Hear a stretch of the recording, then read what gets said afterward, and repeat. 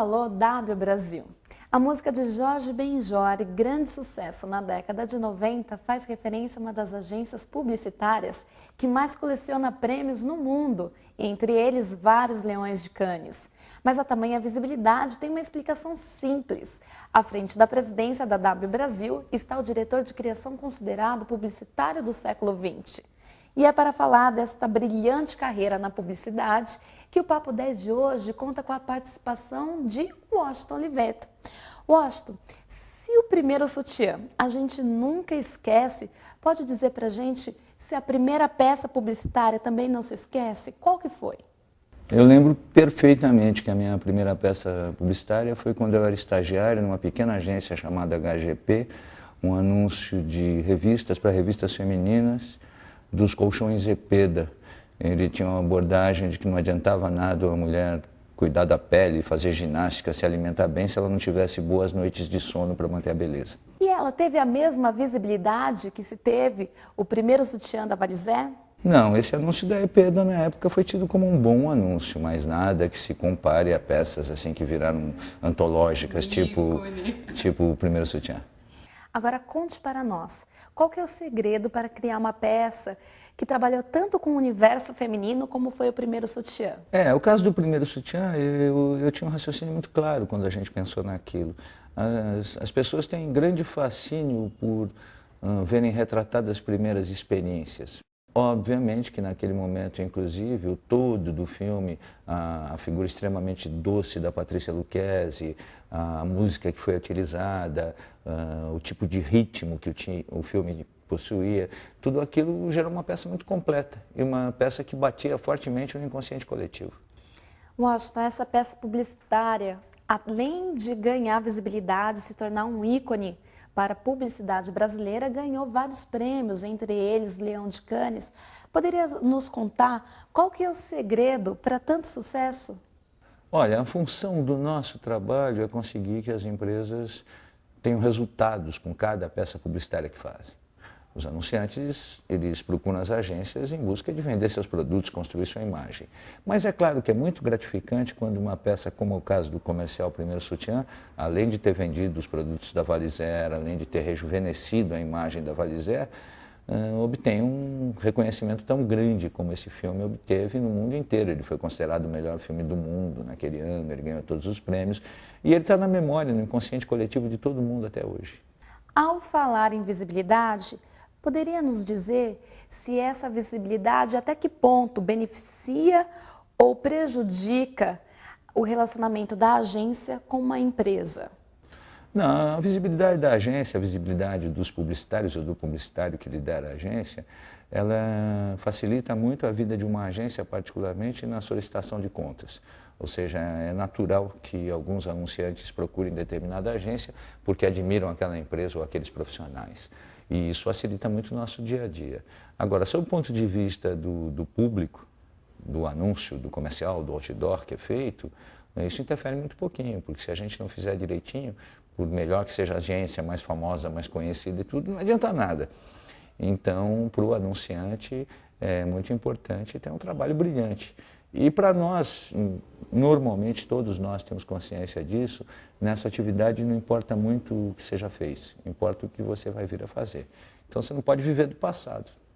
E por acaso você se sente um dos responsáveis pelo processo de glamorização do profissional de publicidade e propaganda? Sem dúvida nenhuma aconteceu comigo uma coisa que foi curiosa. Eu, quando comecei a trabalhar, a geração anterior já tinha profissionalizado a propaganda no Brasil. E eu encontrei um momento muito favorável para um sujeito com as minhas ambições, que era de fazer uma propaganda ainda mais reconhecida, mais internacional, mais atrelada à cultura brasileira. Felizmente eu tive a oportunidade de trabalhar em lugares muito bons e de fazer muita coisa. Quando você vai fazendo muitas coisas que obtêm repercussão, muita gente fica curioso a respeito de quem fez, e foi assim que eu fiquei conhecido. Sem dúvida nenhuma, eu particularmente e alguns outros da minha geração, a gente conseguiu dar uma visibilidade para a publicidade brasileira bastante grande, às vezes até, na minha opinião, hoje exagerada. Porque muita gente imagina a publicidade como uma profissão glamurosa, uma profissão fácil, uma profissão onde se ganha muito dinheiro, se namora umas mulheres bonitas e acontece um monte de coisas que podem até acontecer com poucos, mas é uma profissão como qualquer outra que depende principalmente de algum talento, alguma sorte e muito trabalho, só isso. Agora, uma curiosidade, como foi possível manter por mais de 20 anos um personagem numa peça como é O Garoto Bombril? Olha, a campanha com Carlinhos Moreno da Bombril, ela está no ar desde 1978, ela está no Guinness Book of Records desde 1995, como a campanha mais duradoura com o mesmo personagem. Eu acho que o que faz dessa campanha um sucesso tão duradouro, nesse momento, por exemplo, esse comercial que a gente fez do Carlinhos com o Pelé, com o Nelson Ned e tal, está estourando novamente, todas essas coisas. São alguns fatores que deixam esse processo que parece mágico ser muito lógico.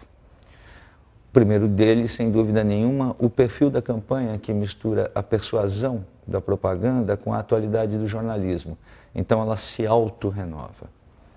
O segundo deles, ou talvez primeiro deles, até mais do que tudo, o enorme talento do Carlos Moreno, que permite com que a nossa possibilidade de imaginar coisas seja sempre realizável. O terceiro, o fato da união dos envolvidos nesse projeto, ou seja, 3 pessoas particularmente, estão nesse projeto desde o início, que sou eu, o Carlinhos Moreno e o André Bukovinski, que dirige os filmes. Então é muito fácil para a gente contar essa história bem contada para todos os outros que venham a ser envolvidos. Isso faz a durabilidade do projeto, que é fascinante. Agora, entre tantas peças publicitárias por você produzida, tem uma que você poderia destacar como aquela que te causa boas recordações? Não, olha, eu tive a felicidade na minha vida profissional de fazer muitas coisas das quais eu gostei de ter feito e gosto de ter feito, mas eu não tenho sequer o direito de ficar lambendo crias. Na minha atividade, por mais que eu goste das coisas que eu já fiz, eu preciso estar treinadinho para pensar naquelas que eu vou ainda fazer. Então é claro que, puxa vida, é muito prazeroso você ter há tantos anos uma campanha como de Bombril no ar, é prazeroso todo mundo conhecer o cachorro da COFAP, os casais do Unibanco, tá uma delícia nos dias de hoje quando aparece lá o bicho preguiça da Globo.com. Enfim, nós fizemos muitas coisas aqui na Da Brasil e eu na minha vida profissional que ganharam um reconhecimento que é muito gratificante. Mas a gente sempre tem que pensar no que vai fazer amanhã, não dá para ter preferido, não. Washington, como você avalia o atual mercado da publicidade e propaganda? Olha, o mercado publicitário no mundo inteiro vive um momento complicado, um momento onde ele está se reavaliando, o momento criativo não é brilhante. Tem muitos momentos hoje onde a forma está substituindo o conteúdo ou escondendo a falta de conteúdo. Negocialmente, a publicidade também já foi melhor, já foi um negócio mais rentável para os profissionais, para as agências, mas eu acho que a gente está vivendo um ciclo que vai durar um tempinho, mas depois as coisas se reavaliam. Publicidade no Brasil, por exemplo, e na Inglaterra, um outro país que faz publicidade muito bem, viveu sem dúvida nenhuma os seus momentos mais exuberantes nos anos 80 do século passado. Assim como nos Estados Unidos, a publicidade viveu os seus momentos mais exuberantes nos anos 60 do século passado. Agora nós estamos vivendo uma espécie de crise negocial criativa que se mistura e que faz com que coisas menos brilhantes apareçam. Mas isso vai passar, vai melhorar. Washington, agora podemos dizer que a W Brasil já nasceu inovando, pois ela foi a agência publicitária primeira no Brasil totalmente informatizada. Agora, para você, quais são as novas tendências? O que você enxerga para a publicidade atual? Olha, foi uma coincidência a W ter sido a primeira informatizada, foi uma coincidência de época. Ou seja, a W foi fundada em 1986, que era o ano que era possível começar a se informatizar uma empresa. E a gente fez isso, a gente fez a primeira agência também sem salas, com a estrutura totalmente aberta, fez um monte de coisas que naquele momento eram tidas como uma revolução e depois passaram a ser quase que um hábito do mercado. Tudo isso é muito importante, é muito interessante, facilita o trabalho, mas nada disso tem valor algum se a gente não pensar que a origem dessa atividade fundamental é a busca da grande ideia. Então agora, para esse ano, por exemplo, nós estamos planejando uma mudança física da W, a gente pretende que a agência seja totalmente wireless, não tenha fio nenhum. A gente quer radicalizar a estética totalmente brasileira, porque ela chama da Brasil. Então eu brinco que eu quero que a W seja um cruzamento da Apple Store, da Prince Street, no Soho, em Nova York, com o ateliê do Ernesto Neto, no Cais do Porto do Rio de Janeiro. Mas tudo isso é lógico, é para gerar melhores condições de trabalho, mas principalmente para gerar condições da gente continuar perseguindo obsessivamente grandes ideias. Porque sem grande ideia não adianta, por mais tecnológico que seja, não vai acontecer nada. Washington, vamos continuar a nossa conversa no próximo bloco, porque o Papo 10 vai para um pequeno intervalo, mas volta já.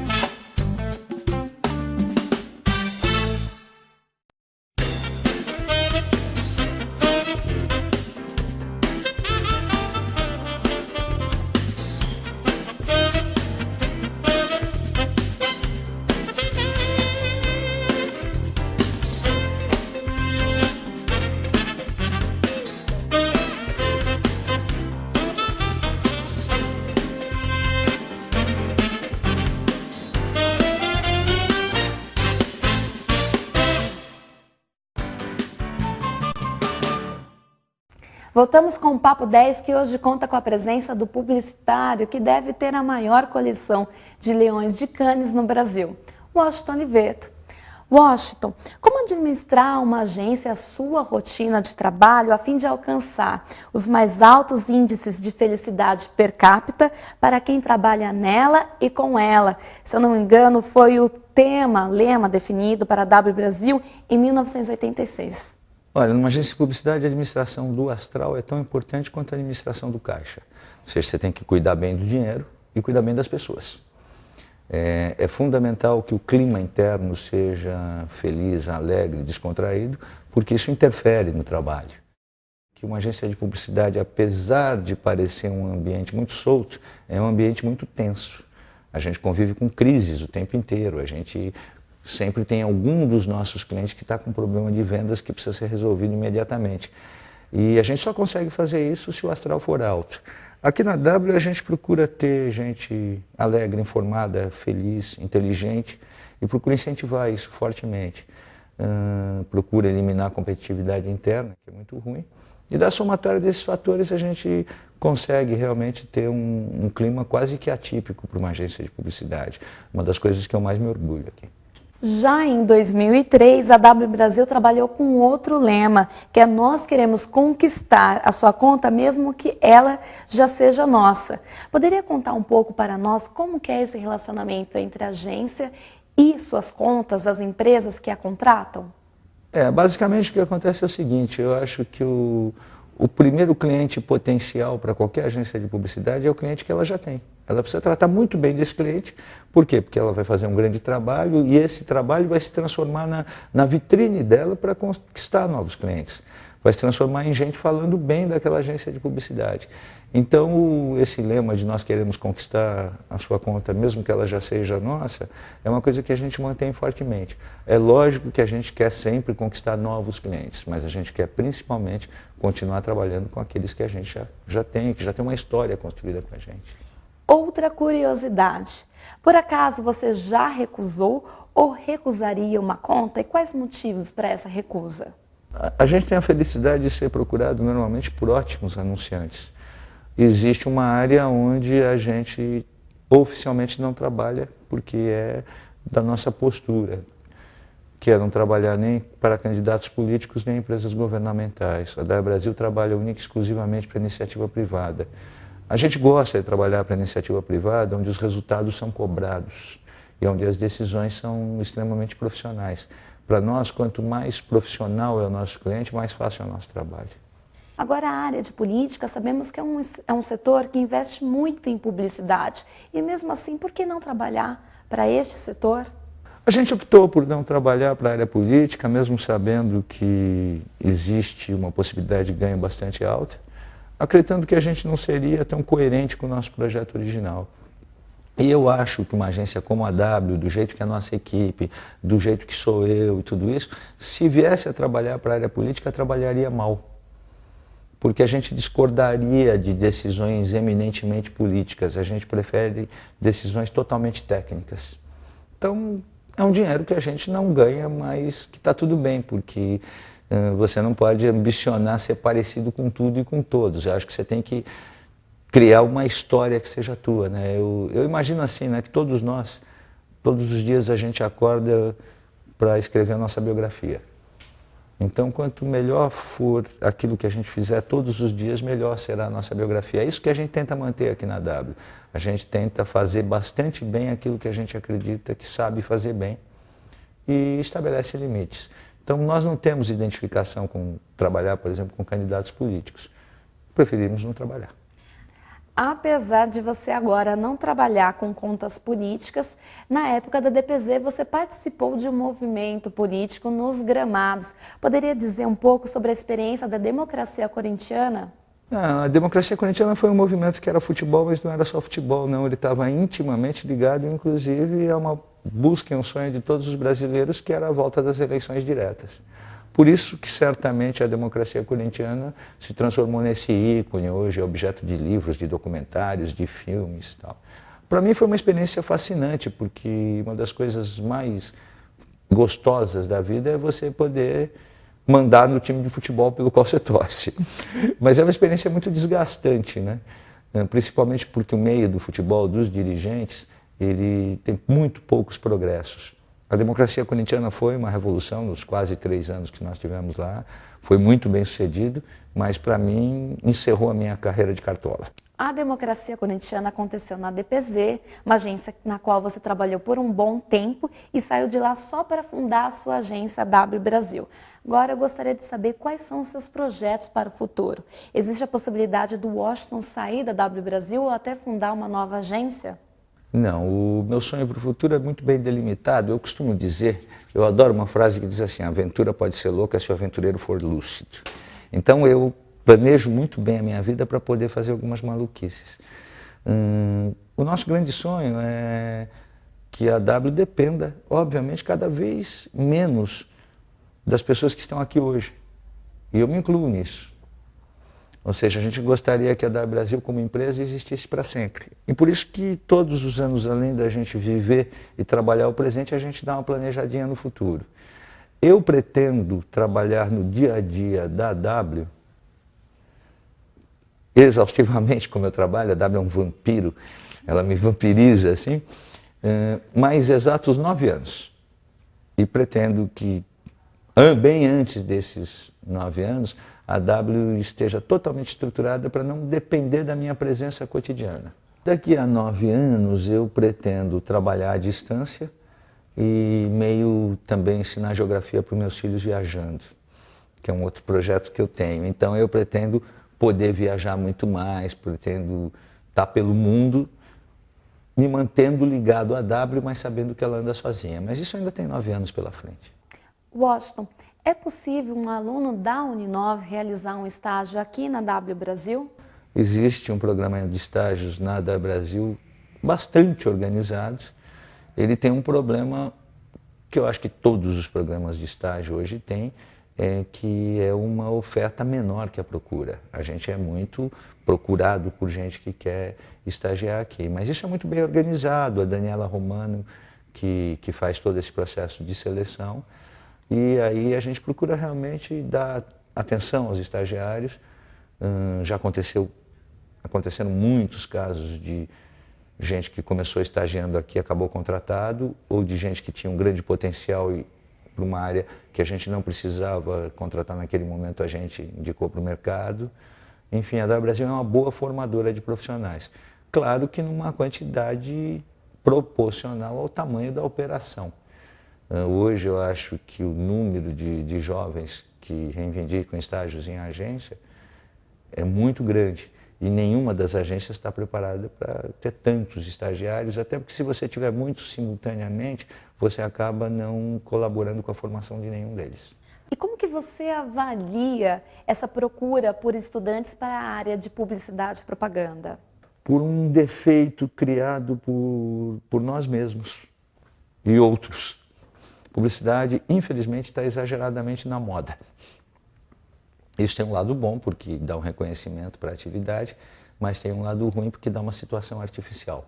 A publicidade nem é uma profissão tão próspera, nem tão glamurosa quanto as pessoas imaginam, nem tem um volume de dinheiro envolvido ainda no Brasil para ser considerado um negócio gigantesco. O que a publicidade brasileira tem é um prestígio muito mais em termos de qualidade do que em volume de dinheiro investido. Mas vem crescendo, vai melhorar e a verdade é o seguinte também, para os melhores, mais talentosos e mais trabalhadores sempre existirão oportunidades. Agora, a área de criação seria a única área para os novos profissionais da publicidade e propaganda procurar como meio de iniciar a sua carreira ou existem novas tendências? Não, durante alguns anos a área de criação era a área mais procurada, mas hoje já os estudantes criaram consciência de que não existe mais o profissional de criação, o de atendimento, o de mídia, o de planejamento, existe o profissional de comunicação. Então, hoje, áreas como planejamento estão extremamente prestigiadas. Então, para finalizar, qual dica você daria para os alunos da Uninove que um dia não só quer entrar na área de publicidade e propaganda, mas também se tornar um Washington Oliveto? Olha, eu acho que se tem uma dica que eu possa dar para qualquer pessoa, para qualquer área, não tenha preconceito de informação. Consuma todo e qualquer tipo de informação. Leia de tudo, ouça de tudo, assista de tudo, aprenda de tudo. Procure descobrir para que você serve. Porque eu acho que todo mundo nasce para fazer alguma coisa na vida, mas são poucos aqueles que têm a sorte de descobrir qual é essa coisa. Por isso que são poucos os muito felizes, os bem-sucedidos no seu trabalho. Acho que a partir do momento que você descobre para que você serve, o que você poderia fazer realmente bem, aí é você pegar aquele teu algum talento para aquilo, acrescentar bastante trabalho que as coisas podem ocorrer da maneira melhor possível. Então tá certo, Washington. Muito obrigada pela tua participação. Obrigado a vocês. E esse foi o Papo 10 que hoje contou com a presença de Washington Oliveto. Temos um encontro marcado no próximo Papo 10. Um beijo e até lá!